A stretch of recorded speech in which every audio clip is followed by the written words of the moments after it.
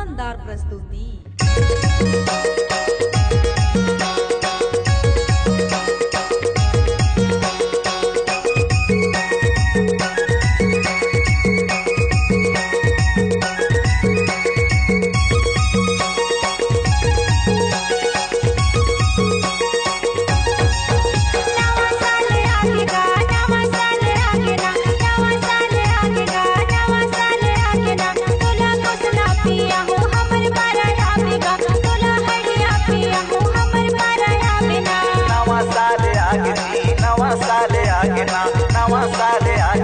नवा साले आगे ना मोला तो सना पिया बे तुहर पाराया ना मोला हड़िया पिया बे तुहर पाराया ना।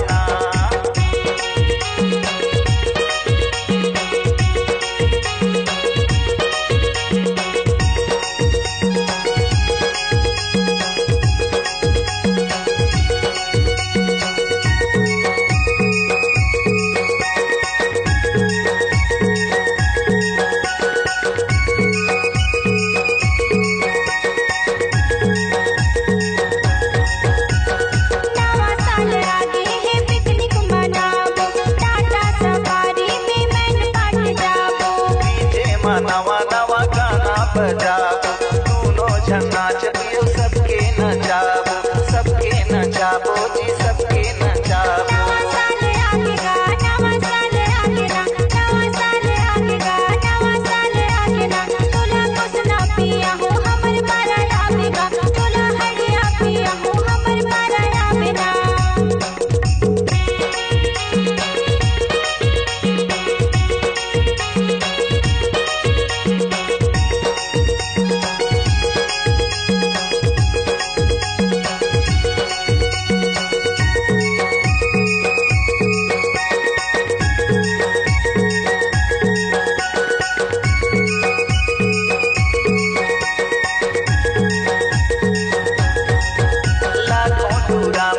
दीवाना बनाए पारा मोहल्ला में आगी लगाए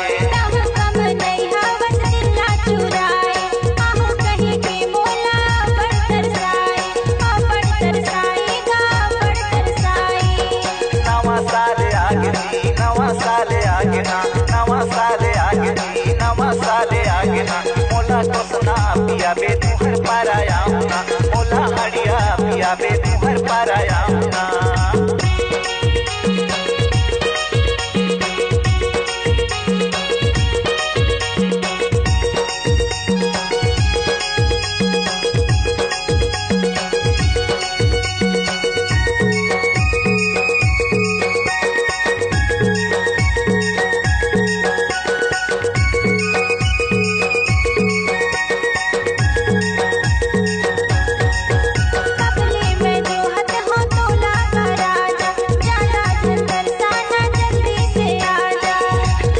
बादला मैं कैसे बताऊं फिर के करे जाला कैसे दिखाऊं जी कैसे दिखाऊं।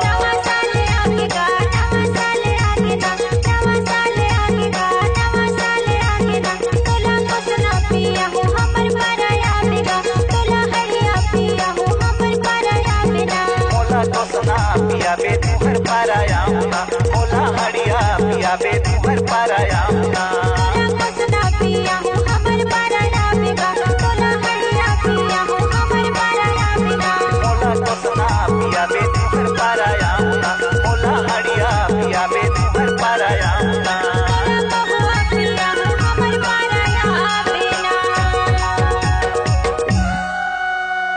Digital recording studio SC music Jarhi.